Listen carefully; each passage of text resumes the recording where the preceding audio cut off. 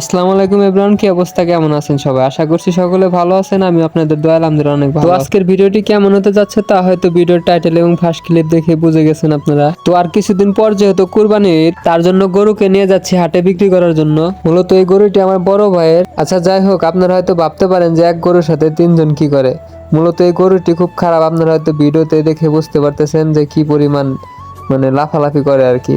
এমনিতে গরু দেখে আমার প্রচুর পরিমাণ ভয় করে। পরে ওদের তিনজনরে বললাম তোমরা তিনজন ধরে নিয়ে যাও, আমি ভিডিও করি। তো ভিডিও করতে করতে বাজারে চলে আইছি। তো খুব সকালে এসে মনে করেন যে একটা জায়গা আটকে থেকে গেছিলাম, তো ওখানে গরুটা সুন্দর করে বান্ধা রাখলাম। আর মনে করেন যে এখন তিনজন আবার আমরা বাসায় যাবো, কারণ বাসায় মনে করেন যে একটা গরু রেখে আইছি, ওইটা নিয়ে আসলাম। আমরা খুব তাড়াতাড়ি বাসা থেকে বাইর হয়েছিলাম, মনে করেন যে আইসা দেখি হাট একবারে ফাঁকা, বেশি একটা গরু ওঠে না এবং মানুষজনও বেশি একটা। পরে মনে মনে ভাবলাম হয়তো গরু আজকে আর আসবো না, আর মানুষজনও তেমন একটু হবো না।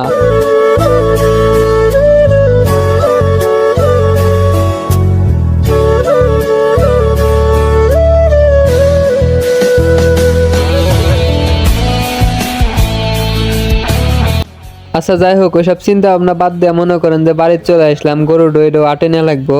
পরে ছোট ভাই মনে করেন যে গরুর দড়ি খুলতেছে আর বাইশটা নাটি নিয়ে খাড়া হয়েছে। তো প্রথমে ভাবছিলাম আঙ্গুর গরুটা খুব শান্ত হবো, তো ভিডিওতে দেখলেনি তো বাইশটার স্টেপ মিস্টেপ সিরিয়াল আছে আর কি লাফালাফি শুরু করে দিছে। আপনারা হয়তো ভিডিওতে দেখে বুঝতেছেন।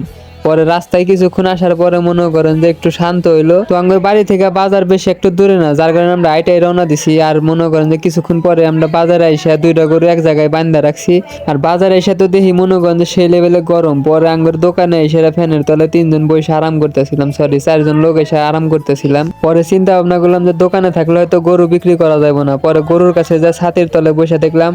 পরে বড় ভাই আবার আসলাম, আবার লাটের মধ্যে চক্কর মেরে আসলাম যে দেখি লাটের মধ্যে কি পরিমাণ লোকজন আছে।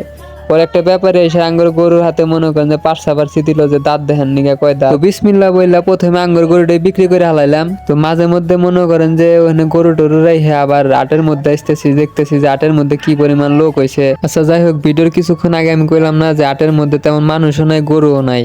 তো আমার গরু বিক্রি করার পরে মনে করেন যে আটের মধ্যে একটু চক্কর মক্কর মেরা দেখি যে প্রচুর পরিমাণ মানুষ এবং প্রচুর পরিমাণ গরু উঠছিল আটে। আমার কথা যদি বিশ্বাস না হয় আপনারা এই পুরা ভিডিওটি দেখেন, মনে করেন যে তাই বুঝা যাবেন যে কি পরিমাণ মানুষ এবং কি পরিমাণ গরু উঠছিল এই আটে। ধরেন যে ছোট বড় সকল ধরনের গরু উঠছিল আজকের আটে। আর গরু কেনা বেচাও খুব ভালো হইতেছিল, আপনারা হয়তো ভিডিও দেখেই বুঝতেছেন যে কি পরিমাণ মানুষ। আচ্ছা যাই হোক, আঙ্গরে তো একটা গরু মনে করেন যে বিক্রি করছিলাম। আর বড় ভাইয়ের গরুটা বিক্রি করতে একটু লেট হইতেছিল, কারণ বড় ভাইয়ের গরুটা মনে করেন যে দাঁত ছিল না। আর পরে বড় ভাই গরুর কাছে রেখে আবার আটের মধ্যে কাকা করে হাতে চলে আইছি, কারণ একটু গরু কেনা লাগবো, গরু দেখতে পাইছি। আটের মধ্যে ঘুরা ঘুরা গরু কেনা যে কি একটু ঝামেলার কাজ রে ভাই। গরুর মনে করেন যে নাত্তি গোতা খায়, আবার গোবর টবর পাড়ায়, মনে করেন যে একবারে পায়ের অবস্থা তো খারাপ হয়ে যায়। আর মাথা মতা মনে করেন যে ওরকম গরম হয়ে যায় আর কি। আচ্ছা যাই হোক, এটাও একটু মনে করেন যে আনন্দের কাজ আর কি। তো তেমন একটা মন মতো গরু পাইলাম না। পরে আবার মনে করেন যে বাইরের গরু কাছে আসলাম, এসে তো দেখি সেই গরম। পর আবার দোকানে আসলাম, এসে ফ্যানের বাতাস টাতাস খাওয়ার পরে শুনি যে বাইরের গরু বিক্রি করে হালাইছে।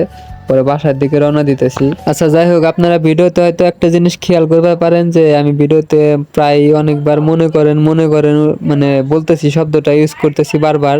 তো মনে করেন যে আবার ভুলে বইরা ফেলালাম আর কি।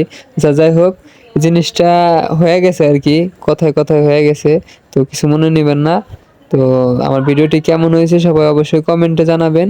আর ভিডিওটি ভালো লাগলে অবশ্যই লাইক কমেন্ট করে আমার পাশে থাকবেন। আর আজকের ভিডিওটি এই পর্যন্ত, সবাই ভালো থাকবেন, সুস্থ থাকবেন, খোদা হাফেজ।